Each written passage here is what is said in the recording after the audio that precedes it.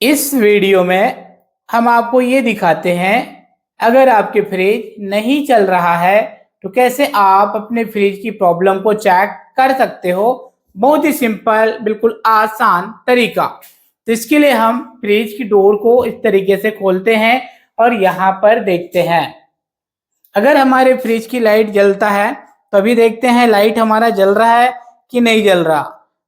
तो हमारे इसमें फ्रिज में लाइट नहीं जल रहा है, तो हम एक बार चलते हैं फ्रिज में लगे हुए स्विच बोर्ड के पास। ये देखिए स्विच बोर्ड कहीं ऑन है या ऑफ है, उसे चेक कर लें। अगर ये ऑफ है तो ऑन करें, और अगर ये ऑन ही था फिर भी नहीं चल रहा तो ये जो स्विच बोर्ड के प्लग हैं ये इसको निकालें और इसमें घर पे कोई और चीज जो चलाते हैं उसमें इसमें चला कर देखें कि ये कंफर्म करें कि ये सॉकेट सही है या फिर नहीं है। जब आपने इसको चेक कर लिया तो चलिए अब हम आगे बढ़ते हैं। तो मैंने यहाँ से प्लग लगा दिया, स्विच ऑन है। तो अभी हम देखते हैं कि हमारे फ्रिज में जो लाइट है वो जल रहा है, लेकिन ये देखते हैं कि फिर भी हमारा फ्रिज बिल्कुल शांत है, चालू नहीं हो रहा है या फिर ठंडा नहीं कर रहा। तो कैसे आप चेक करेंगे? ये देखिए ये होते हैं बटन। ये बटन ऑन है या ऑफ है उसे चेक कर लें। कई बार तो हम बर्फ वगैरह होते हैं इसको डिफ्रॉस्ट मोड में डिफ्रॉस्ट कर देते हैं, या फिर किसी कारण से ये ऑफ रहता है, तो इस बटन को जरूर चेक करें। ये वाले बटन कभी अंदर दबा हो जिसके कारण से पीछे की कंप्रेसर नहीं चलता है, तो आप ये बटन है उसको सिंपल एक बार पूरे ऑफ करो, ऐसे ऑफ कर लें। उसके बाद फिर से इसको ऑन करें तो इसमें का जो बटन होता है वो अंदर दबा होता है, वो बाहर निकल जाता है। अगर फिर भी नहीं निकला तो आप ऐसे कर सकते हैं, इस बटन को खींचें। ये देखिए हम दिखा रहे हैं इस तरीके से, तो ये बटन बाहर आ जाएंगे। उसके बाद इसे वापस लगा सकते हैं, बहुत ही सिंपल है। ये देखिए मैंने इसको रख दिया। अब ये वाले बटन है उसको हम ऐसे फिर से लगा देते हैं। ये देखिए इस तरीके से फिर से लगा देते हैं। आपने इस तरीके से चेक कर लिया, कुछ भी नहीं हुआ, तो चलते हैं हम इस फ्रिज के पीछे के साइड, देखते हैं कि आखिर हमारा फ्रिज क्यों नहीं चल रहा है, क्या कारण है। इसके लिए हम आपको इस फ्रिज के पीछे के साइड ले चलते हैं और चेक करते हैं। तो ये है फ्रिज में लगे हुए कंप्रेसर। जैसे इसको हम हाथ से छूते हैं तो ये कई बार गर्म लगता है, और यहाँ पर देखते हैं तो कुछ 2-4 सेकंड के अंदर यहाँ पर कट खिट चिक चाक करता है, लेकिन कंप्रेसर नहीं चलता है। ऐसे में हमें क्या करना है, ये जो बिजली की बोर्ड में हमने फ्रिज की केबल वायर लगा कर रखा है उसे वहां से निकाल देते हैं। ये देखिए हमने निकाल दिया है। अब यहाँ पर फिर से आने हैं कंप्रेसर के पास, और इसके साइड में लगे होते हैं, ये देखिए टोपी, इसके नीचे लगे हैं रिले और ओएलपी। तो उसे हमें निकाल कर चेक करना है। कई बार रिले ओएलपी खराब हो जाते हैं, इसके कारण से हमारा फ्रिज का कंप्रेसर नहीं चलता है, तो इसको निकालना है। उसको निकालने के लिए आप टेस्टर या फिर पेंचकस का इस्तेमाल कर सकते हो। तो मैं इसको थोड़ा सा ढीला ही कर लिया हूं, तो मैं इसे खींचकर इसी तरीके से निकाल रहा हूं। ये देखिए अभी यहाँ पर देखिए, अगर आप कोई टेक्नीशियंस नहीं है तो इनके किसी भी वायर को खोलने से पहले एक बार फोटो जरूर ले लें, ताकि जब आप उसे वापस लगाएं तो आपको कोई भी कंफ्यूजन या दिक्कत नहीं आए।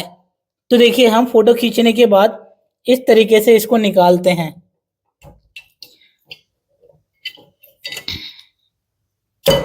ये देखिए अब ये दोनों पार्ट इजीली बाहर आ जाते हैं, आप देख पा रहे होंगे। चलिए मैं इस वीडियो में आपको दिखाता हूं कि इन दोनों चीजों को कैसे आप इजीली घर पर खुद से ही चेक कर सकते हो।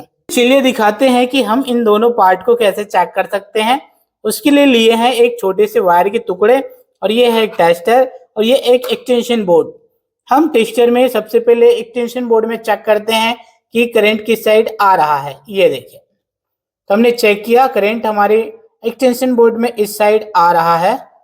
अब बहुत आसान तरीके से हम ये दोनों पार्ट को बारी बारी करके चेक कर सकते हैं। बहुत सिंपल, बिल्कुल आसान तरीका होते हैं। चलिए मैं दिखाता हूं कैसे चेक करने हैं। ये देखिए ये ओएलपी है, इसमें दो टाइप के पार्ट है, एक ये सामने है और ये पीछे वाले पार्ट है। तो चलिए हम इसको चेक करते हैं।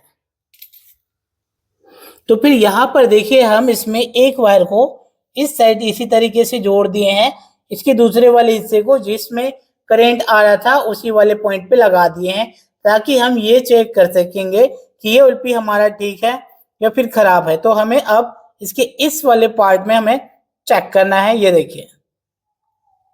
देखिए टेस्टर में अगर करंट आ रहा है इसका मतलब हमारा ये OLP वाला पार्ट बिल्कुल ठीक है। अगर करंट नहीं आएगा तो ये हम मान लेंगे कि यही पार्ट खराब हो गया है। तो चलिए मैं अब इसको निकालता हूं। अब यहां से हम चेक करते हैं इस रिले को।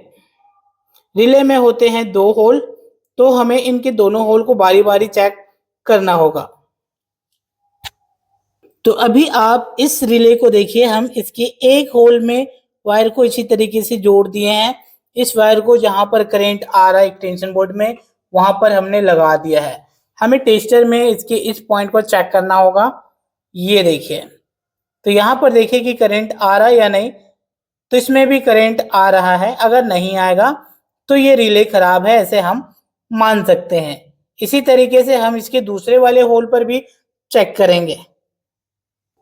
तो अभी आप देख सकते हैं कि हमने इसके दूसरे वाले होल पे लगा दिया है। ये देखिए ठीक उसी तरीके से फिर से हमने वायर को फिट किया। फिर से अब एक बार चेक करके देखते हैं। ये देखिए, तो यहाँ पर भी वो करंट आ रहा है, यानी कि इसमें 2 पॉइंट है, तो दोनों पॉइंट पर हमें इसमें करंट मिलने चाहिए, टेस्टर जलने चाहिए, तभी हम मान सकते हैं कि हमारा ये जो रिले है वो बिल्कुल ठीक है। अगर एक भी पॉइंट मिस हुआ तो ये रिले खराब है, आप चेक कर सकते हो। या कई बार ये रिले अंदर से ऐसे हिलाने से टूटने की आवाज आती है या फिर कुछ बजने की आवाज आता है, तो इसमें अंदर लगे हुए पार्ट टूट जाते हैं, जिसके कारण से काम नहीं करता है। ऐसे कंडीशन में आपको सिंपल इनके फोटो खींच लेने हैं या फिर इन्हीं पार्ट को मार्केट में जाकर सेम पीस लेके आने हैं और आप इस फ्रिज के साथ लगा सकते हैं। जो पार्ट खराब है उसे चेंज कर सकते हो। तो चलिए हम इसको लगा देते हैं। तो फिर ये देखिए, हमने इसके एक एक पार्ट को बिल्कुल उसी तरीके से फिट कर लिया है जिस तरीके से हमने निकाला था। अगर कोई डाउट होता तो हम वो फोटो यूज कर सकते जो कि हम इसको खोलते समय खींचे हैं। तो चलिए अब हम इसको फिट कर देते हैं।